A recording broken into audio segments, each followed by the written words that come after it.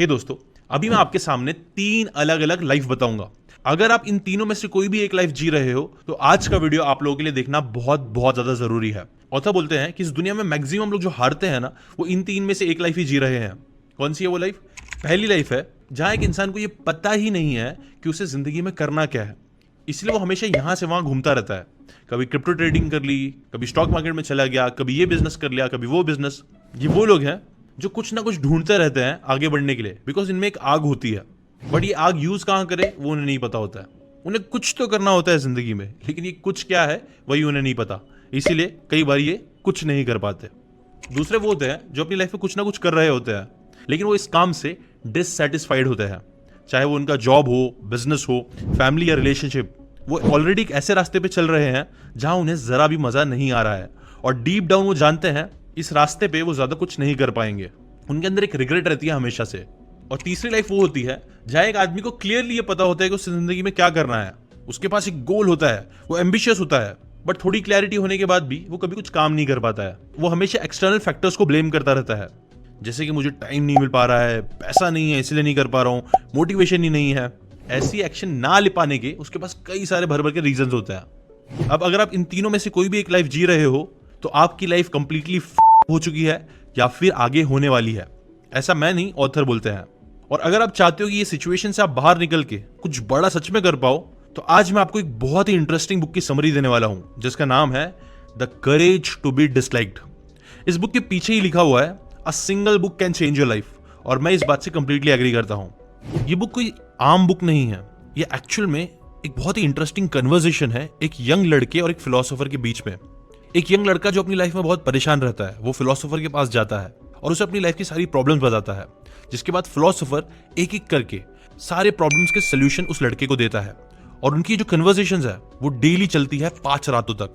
जो सारी बातें इस बुक में बताई गई है, अब ऑब्वियसली हमारे पास 5 रात का टाइम तो नहीं है, बट मैं क्या करूंगा, वो सारी बातें जो 5 रात में करी गई थी उसमें से जो बेस्ट बातें हैं उन्हें मिला के एक स्टोरी फॉर्मेट में उन 5 रातों को मैं क्या करूंगा 3 रात में कन्वर्ट कर दूंगा, और सारी बड़ी बड़ी अच्छी बातें जो उन्होंने की थी उसे मैं आपको आज के इस वीडियो में बताने वाला हूं 20 से 30 मिनट के अंदर, सब कंप्रेस करके बेस्ट बातें। बट उससे पहले अगर आपने अभी तक सीकेन को सब्सक्राइब नहीं किया तो वो जरूर कर लेना। मैं ऐसी इंटरेस्टिंग और बेस्ट बुक की बातें आप लोगों के लिए लाता रहूंगा इस चैनल पे। Now let's start. Night 1, trauma doesn't exist. एक यंग लड़का होता है जो अपनी लाइफ में बहुत ज्यादा परेशान होता है, डिससेटिस्फाइड। उसकी लाइफ आप बोल सकते हो एकदम होती है, कुछ भी चीज उसके हिसाब से नहीं चल रही होती है, वो बहुत उदास रहता है।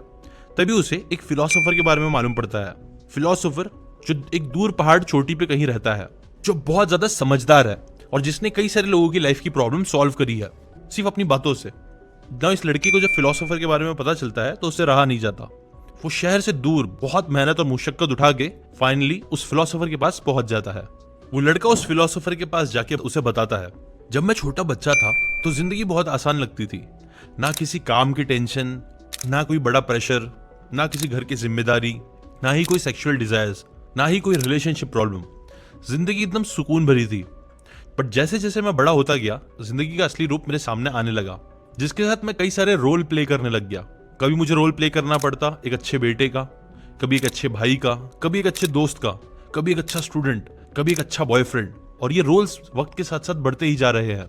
उसके ऊपर से काम की टेंशन, पैसों की टेंशन, घर की टेंशन, ये सारी कॉम्प्लिकेटेड बातों में उलझ के मेरी लाइफ एकदम हो चुकी है और मैं कुछ भी अच्छे से नहीं कर पा रहा हूँ। सच में इस कॉम्प्लिकेटेड लाइफ का मैं क्या करूं, मुझे कुछ समझ में नहीं आ रहा है।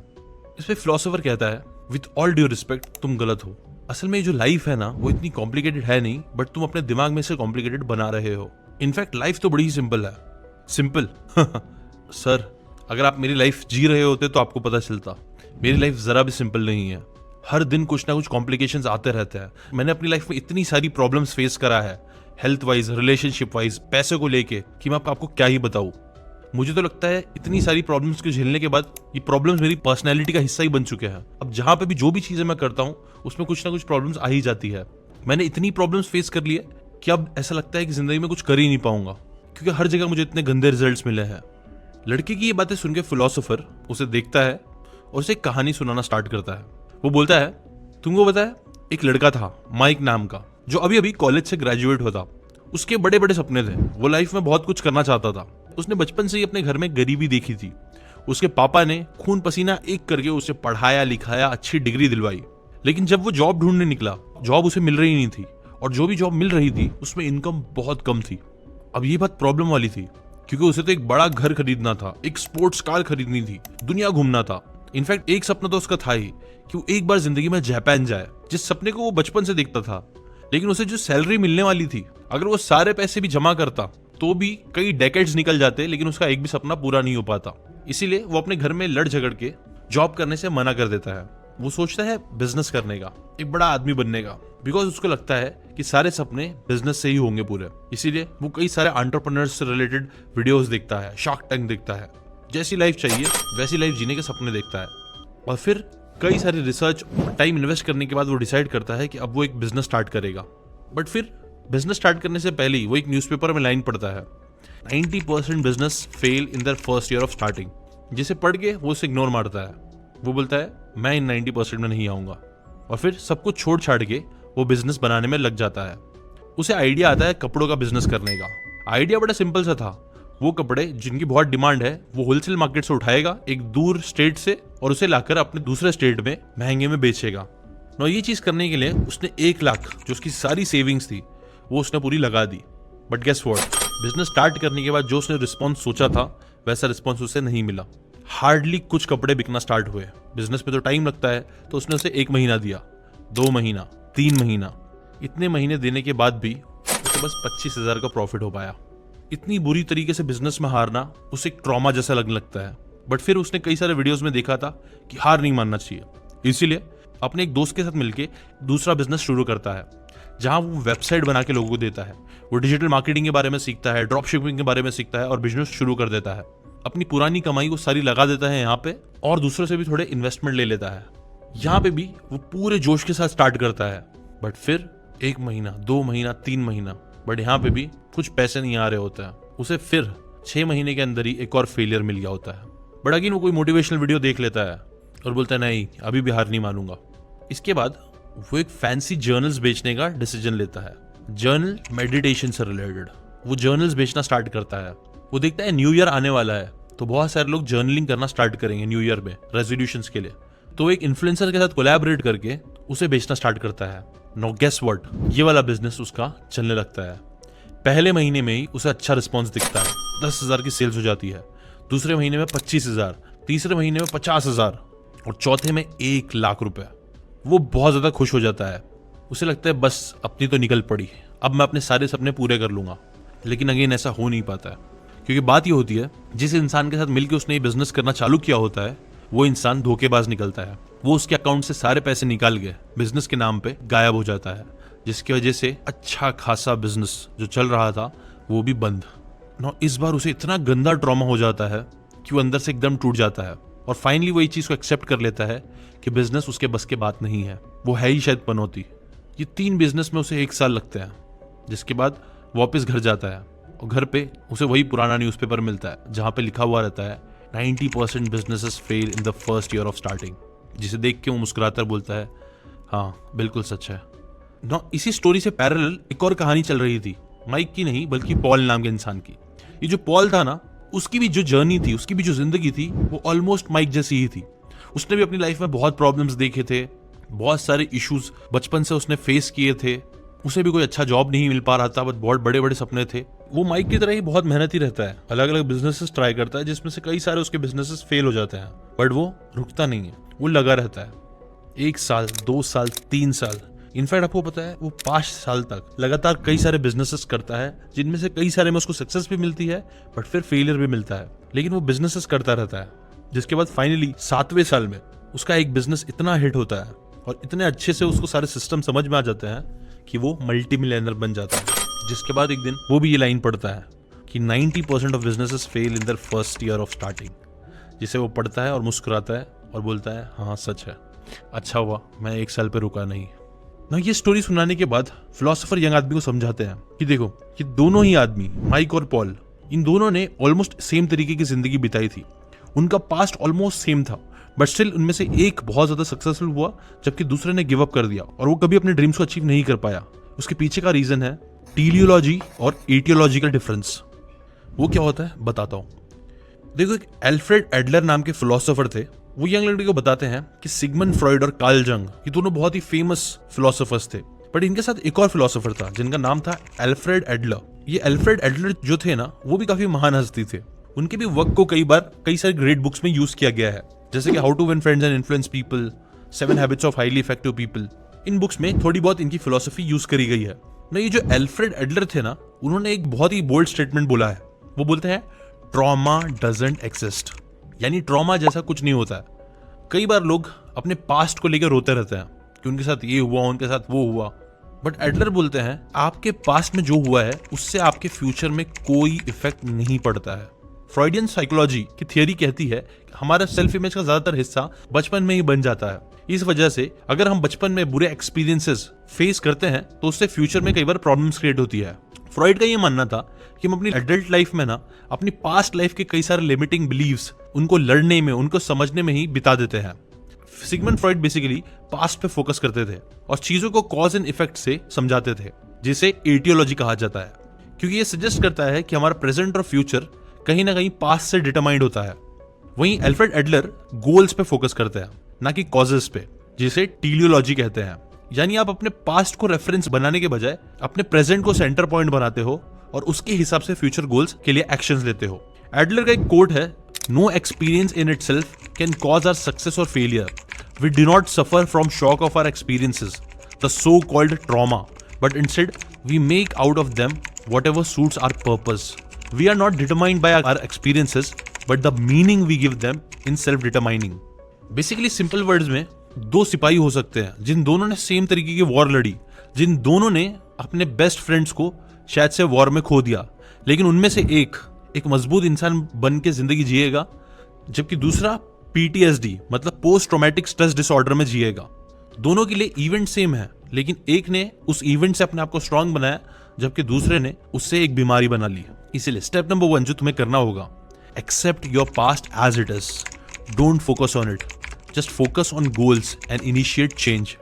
अपनी लाइफ को फक करने के लिए सबसे पहला स्टेप यही लेना होगा कि आपको एक गोल पिक करना है। आप कहां से आए हो, आपका पास्ट क्या था, इस बातों से कोई फर्क नहीं पड़ता है। आपको सिर्फ गोल्स पे फोकस करना है। खुद से प्रैक्टिकली ऑनेस्टली ये सवाल पूछना है कि आप कहां जाना चाहते हो, और यहाँ पे कुछ कॉम्प्लिकेशन करने की जरूरत नहीं है। सिर्फ ये क्लियर करो कि तुम्हें जाना कहाँ है, और इसके लिए तुम्हें जितना टाइम ले चाहिए वो टाइम लो, जाओ और सोच के कल वापस आओ। ना ये सारी बातें उस लड़के को इतनी हजम तो नहीं होती है, बट स्टिल वो उसके बारे में सोचना स्टार्ट करता है। वो घर जाता है, अपने गोल्स के बारे में सोचता है और अपने पास्ट सारे एक्सपीरियंसेस को आप बोल सकते हो पूरी तरीके से इग्नोर करना स्टार्ट करता है।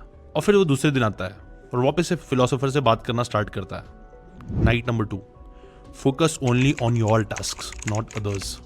दूसरी रात जब वो यंग लड़का फिलोसोफर के पास आता है तो उन्हें बताता है कि मैंने कई बार अपने लिए गोल सेट किए हैं, मैंने कई बार अपने लिए कई सारी चीजें करने की कोशिश की है, बट मैं नहीं कर पाता हूँ, क्योंकि मुझे ऐसा लगता है कि मेरे अंदर बहुत सारी कमियां हैं, मैं शायद उतना स्मार्ट नहीं हूँ, या फिर मेरे पास वो सोर्सेज नहीं है ना। इसके ऊपर फिलोसोफर उस यंग लड़के को समझाते हैं कि देखो, जो सारी प्रॉब्लम्स की जड़ होती है ना, वो आपकी कमियां नहीं है, वो सब रूट होती है इंटरपर्सनल प्रॉब्लम से, मतलब दूसरों की वजह से। दूसरे लोग हमारे बारे में क्या सोचेंगे, ये सारी प्रॉब्लम्स की जड़ है। तो लड़का इस बात पे कंफ्यूज होता है। वो बोलता है कि सारी प्रॉब्लम्स की जड़ इंटरपर्सनल रिलेशनशिप कैसे हो सकते हैं, डजंट मेक सेंस। तब फिलोसोफर उसे एक लड़की का एग्जांपल देके बताता है, जो लड़की उसके पास आई थी। बेसिकली लड़की को ना एक प्रॉब्लम थी, जहां वो जब भी बाहर जाती थी, किसी से मिलती थी, तो उसके गाल बहुत ज्यादा लाल हो जाते थे, और ये प्रॉब्लम उसको बहुत ज्यादा परेशान करती थी। वो एक लड़के को पसंद बहुत करती थी, बट उसको ना बहुत ज्यादा शर्म आती थी अपने लाल गाल को लेके। उसे अपने फीलिंग्स बताना चाहती थी, बट वो अपने इस शॉर्टकमिंग को लेके, अपनी इस प्रॉब्लम की वजह से कुछ बोल नहीं पाती थी। फिलोसोफर बताते हैं कि एक्चुअल में वो लड़की आई थी अपने लाल गाल की प्रॉब्लम लेके, बट प्रॉब्लम लाल गालों की नहीं थी। प्रॉब्लम ये थी कि उसे डर था कि कहीं लड़का उसे रिजेक्ट ना कर दे, और लड़का रिजेक्ट ना कर दे, इस चीज से बचने के लिए वो अपनी कमियों पे फोकस कर रही थी कि क्या उसके अंदर नहीं है। फिलोसोफर ने फिर अपना भी एग्जाम्पल दिया। उन्होंने बताया कि मेरी हाइट सिर्फ 155 सेंटीमीटर्स है। पहले मैं भी अपनी इस हाइट को लेकर बहुत चिंता करता था कि मैं कितना छोटा हूं, मुझसे कोई शादी करेगा भी नहीं, लोग मेरा मजाक उड़ाएंगे, एक्सेट्रा एक्सेट्रा। मेरी हाइट मुझे इंफीरियर फील कराती थी। बट फिर मैंने एक एक्सपेरिमेंट किया, एक थॉट एक्सपेरिमेंट ऐसा था कि मान लूं मैं पूरी दुनिया में एक अकेला इंसान हूं और कोई भी नहीं है, मतलब मैं किसी से अपने आप को कंपेयर नहीं करूं, तो क्या तब भी मेरी हाइट मेरे लिए एक इशू होगी? तब ऑथर का आंसर आया नहीं, बिकॉज इशू तभी आ रहा था जब मैं अपनी हाइट को दूसरों से कंपेयर कर रहा था। मतलब देखो, वो लाल गाल वाली मेरी छोटी हाइट लग रही है मेरी प्रॉब्लम, बट प्रॉब्लम एक्चुअल मेरी नहीं है। प्रॉब्लम ये है कि छोटी हाइट की वजह से दूसरे मेरा मजाक उड़ाएंगे। और इसीलिए मैंने कहा कि सारी जो प्रॉब्लम्स है ना, वो इंटरपर्सनल होती है। जितने भी फ्लॉज हम अपने आप में देखते हैं, वो इसलिए देखते हैं क्योंकि हमें लगता है कि वो फ्लॉज की वजह से दूसरे हमें पसंद नहीं करेंगे। इनफैक्ट एल्फ्रेड एडलर इन सभी फ्लॉज को ना 2 पार्ट्स में डिवाइड करते हैं। वो बोलते हैं हमारे जो फ्लॉज होते हैं उन्हें आप ऑब्जेक्टिव या फिर सब्जेक्टिव फ्लॉज बोल सकते हो। ऑब्जेक्टिव यानी वो सारी चीजें जो आप मेजर कर सकते हो, जैसे कि हाइट, उसे आप मेजर करके देख सकते हो कि हाँ चलो वो कम है। और दूसरा होता है सब्जेक्टिव फ्लॉज, कि एक इंसान अच्छा हंसता नहीं है या फिर एक इंसान अच्छा दिखता नहीं है, जिसे आप इतने सही तरीके से मेजर नहीं कर सकते हो। बेसिकली वो होता है सब्जेक्टिव फ्लॉज। फिलोसोफर बोलते हैं कि तुम्हें ना सब्जेक्टिव फ्लॉज को हमेशा साइड में रखना चाहिए, फोकस करना चाहिए ऑब्जेक्टिव फ्लॉज पे कि क्या आप उन्हें बेटर कर सकते हो कि नहीं। अगर हाँ, तो आप उन्हें बेटर करने पे फोकस करो और सिर्फ focus on your task. Philosopher उसे बताते हैं कि देखो, तुम्हारी लाइफ में जितनी भी प्रॉब्लम्स आ रही है ना, सब इंटरपर्सनल प्रॉब्लम्स की वजह से आ रही है। तुम दूसरों पे बहुत ज्यादा फोकस कर रहे हो, जबकि तुम्हें फोकस करना चाहिए सिर्फ एक चीज पे, और वो है योर टास्क। लड़की ने पूछा कि योर टास्क मतलब क्या। फिलोसोफर ने बताया योर टास्क में बेसिकली 3 चीजें आती है, जिन्हें आप फर्दर डिवाइड कर सकते हो। 3 में से पहला है रिकॉग्नाइजिंग योर पर्सनल रिस्पॉन्सिबिलिटीज, जिसमें भी 3 चीजें आती है। ए, सेल्फ रिस्पॉन्सिबिलिटी, जहां आप अपने थॉट्स, अपनी फीलिंग्स और एक्शंस की जो पूरी चीजें सिर्फ आपके कंट्रोल में है, उसकी रिस्पॉन्सिबिलिटी लेना स्टार्ट करो। मतलब अगर आपको गुस्सा आ रहा है, पीछे वाला अगर कोई हॉर्न मार रहा है और आपको गुस्सा आ रहा है, तो ये उनकी प्रॉब्लम नहीं, आपकी प्रॉब्लम है। क्योंकि आपने शायद पीछे वाले इंसान को लेके कुछ गलत थॉट लाया होगा कि यार ये मेरे से आगे बढ़ना चाहता है, ये मेरे को नीचा दिखाना चाहता है, इसलिए हॉर्न मार रहा है, जिसकी वजह से आपको एक बुरी फीलिंग आई, जिसकी वजह से शायद आपने एक्सीलरेटर और दबा दिया। ये चीज आपको नहीं करना है। फिर बी आता है गोल सेटिंग, जिसके बारे में हमने पहले भी बात किया। ये भी तुम्हारा टास्क है। गोल्स तुम्हें खुद से डिसाइड करने आना चाहिए। कोई दूसरा तुम्हें गोल्स देगा, उससे बेटर है तुम खुद के गोल्स खुद डिसाइड करना चालू करो। हाँ, तुम टीम के साथ काम कर सकते हो। मेजर गोल्स कई बार आपको दूसरे दे सकते हैं, लेकिन उन गोल्स को पूरा कैसे करोगे, उससे रिलेटेड गोल्स आपको सेट करना चाहिए, बिना ज्यादा एक्सपेक्टेशन और प्रेशर लिए कि दूसरे क्या कहेंगे। और सी आता है सेल्फ केयर। अपनी मेंटल, इमोशनल और फिजिकल वेलबींग का ख्याल रखना भी तुम्हारा टास्क है। यह तुम्हारा फर्स्ट टास्क। फिर आता है second, focusing on your efforts. यहां पे तुम्हें अपने एफर्ट्स पे फोकस करना है ज्यादा, ना कि अपने ज्यादा आउटकम्स पे। मैक्सिमम लोग आउटकम ड्रिवन होते हैं। अगर उन्होंने बिजनेस किया, उन्हें पैसे नहीं आए, तो उन्हें लगता है कि बस अब कुछ नहीं हो सकता। जैसे कि उस स्टोरी में भी कहा गया था कि 90% of businesses fail in the first year of starting.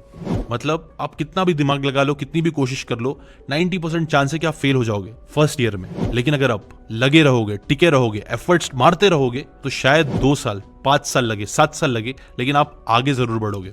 इसीलिए एफर्ट्स पे फोकस करो, आउटकम पे नहीं। ये तो ए हुआ। सब पॉइंट भी ये भी है कि लर्निंग एंड ग्रोइंग। ऐसा नहीं है कि आपको सिर्फ अंधाधुन एफर्ट मारते रहना है। आपको ये भी मेक श्योर करना है आप जो भी एफर्ट ले रहे हो, उससे आप ग्रो हो रहे हो, डेवलप हो रहे हो कि नहीं। और थर्ड लास्ट आता है एक्सेप्टिंग अदर्स रिएक्शंस। ये बहुत इंपॉर्टेंट है। हम लोग है ना, बचपन से दूसरों का अप्रूवल बहुत ज्यादा सीख करते हैं। स्कूल में हमने सही आंसर लिखा तो टीचर ने हमें वाह वाह या ए ग्रेड दिया कि नहीं। कोई भी सही काम हुआ तो माँ बाप ने हमें अप्रूव किया कि नहीं। और ये अप्रूवल की हमें बचपन से आदत हो जाती है। और जब भी अप्रूवल फिर हमें नहीं मिलता है जिंदगी में, तो हम बहुत बुरा फील करते हैं। लेकिन जिंदगी में आगे बढ़ने के लिए ना, इस अप्रूवल से इंडिपेंडेंस जीतना ही होगा। बिकॉज जब तक हम दूसरों के अप्रूवल पे टिके रहेंगे, तब तक हम अपनी खुद की सेल्फ वर्थ नहीं कर पाएंगे। और इसमें सेकंड सब पॉइंट है रिस्पेक्ट अदर्स पर्सपेक्टिव। हो सकता है तुम्हें हमेशा लगे कि तुम एकदम सही हो, बट ये याद रखो कि तुम दूसरों के थॉट्स, फीलिंग्स और रिएक्शन को कंट्रोल नहीं कर सकते हैं। इनफैक्ट हमें तो दूसरों के रिएक्शंस के रिस्पेक्ट करनी चाहिए। ये है तुम्हारे टास्क जो तुम्हें करना चाहिए। ऑन द अदर हैंड कुछ होते हैं अदर्स टास्क जो तुम्हें नहीं करना चाहिए। उसमें क्या क्या आता है वो भी बता देता हूं। पहला, देयर थॉट्स एंड फीलिंग्स। इसमें भी 2 चीजें आती है। Independence of emotion. तुम्हें ना दूसरों के इमोशन से अपने इमोशन को कनेक्ट करके नहीं रखना चाहिए। और ये भी समझना चाहिए कि दूसरों की खुशी या सैड होने का जिम्मेदारी तुमने नहीं ले रखी है। और सेकंड, बाउंड्रीज और इन्फ्लुएंस। हाँ, आप चाहो तो दूसरों को सपोर्ट कर सकते हो, उनको एनकरेज कर सकते हो, लेकिन आप उनकी थिंकिंग और उनकी फीलिंग्स को कंट्रोल नहीं कर सकते हो। ये चीज समझ जाओ, ये आपका टास्क नहीं है, ये उनका टास्क है। और second, their actions and decision. हर इंसान का एक हक होता है उसके खुद के एक्शंस और डिसीजंस के लिए। जब भी आप दूसरे के एक्शंस और डिसीजन को कंट्रोल करना स्टार्ट करोगे, तो ये तुम्हारा काम नहीं है। Third, their path and growth. हर इंसान की एक इंडिविजुअल जर्नी होती है, उनका पाथ होता है, और जब आप उन्हें उनके एक्सपीरियंस से ग्रो होने दोगे, तभी वो अच्छे से पर्सनली डेवलप हो पाएंगे। यहाँ पे एक और पॉइंट ये याद रखना है कि आप एनकरेज हमेशा लोगों को करते रहो, बट 100% कंट्रोल करने की कोशिश मत करो।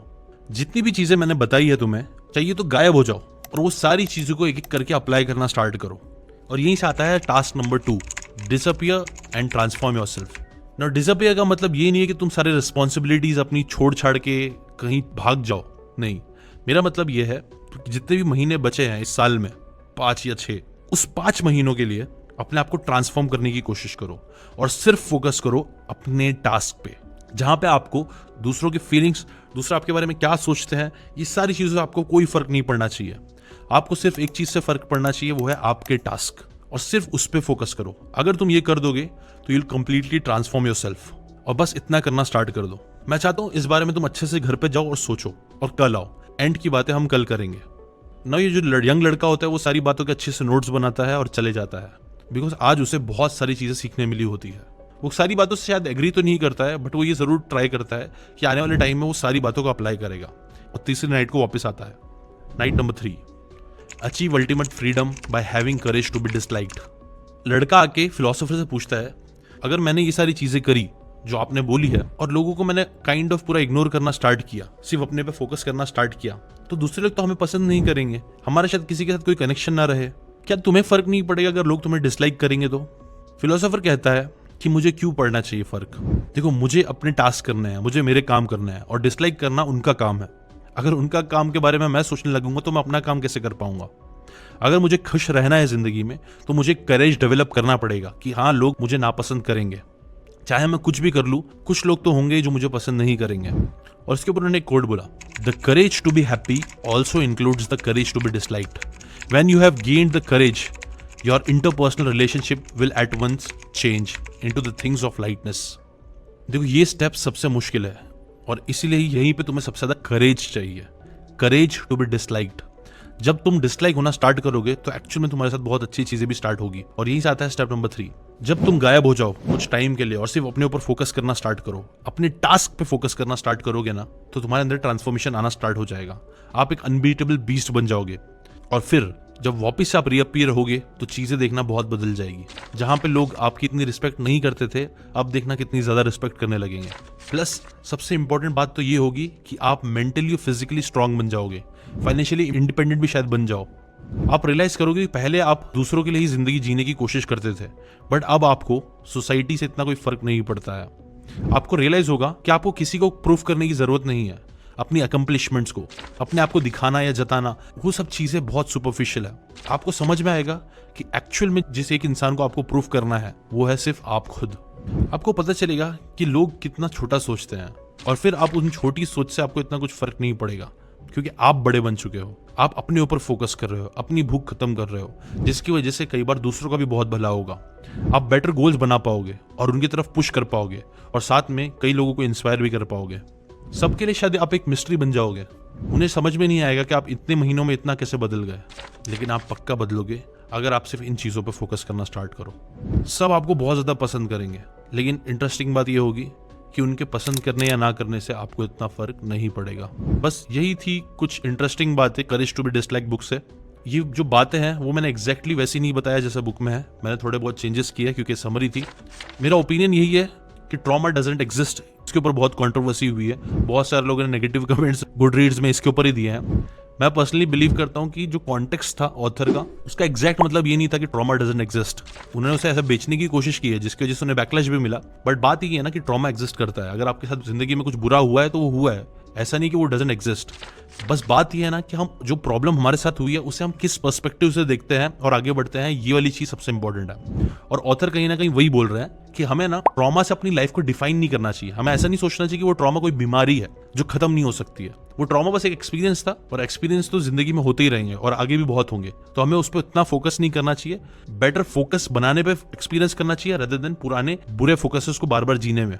ये कहीं ना कहीं उनका पॉइंट था, जो मेरा ओपिनियन मुझे लगा आप लोगों को बताना जरूरी है, और मैं इस बात से कंप्लीटली एग्री करता हूँ। ट्रॉमा एग्जिस्ट नहीं करता, मैं इस बात से एग्री नहीं करता हूँ, लेकिन ट्रॉमा को हम किस तरीके से लेते हैं अपनी जिंदगी में, उसे एज एडवांटेज या डिसएडवांटेज, वो हमारे ऊपर है, और हमें उसे एज एडवांटेज लेके उसे पॉजिटिवली लेके जिंदगी में आगे बढ़ना चाहिए। और रही बात फोकस ऑन योर टास्क की, तो वो काफी इंपॉर्टेंट अच्छा पॉइंट है जो आप लोगों को करना चाहिए, जो मैं खुद भी करना स्टार्ट करूंगा। अभी के लिए इतना ही। यूट्यूब को लगता है कि ये वाला वीडियो जो आपको आ रहा है एंड स्क्रीन पे, ये वीडियो आपके लिए बहुत काम का होगा, तो ये भी जरूर देख लेना। Till then bye bye.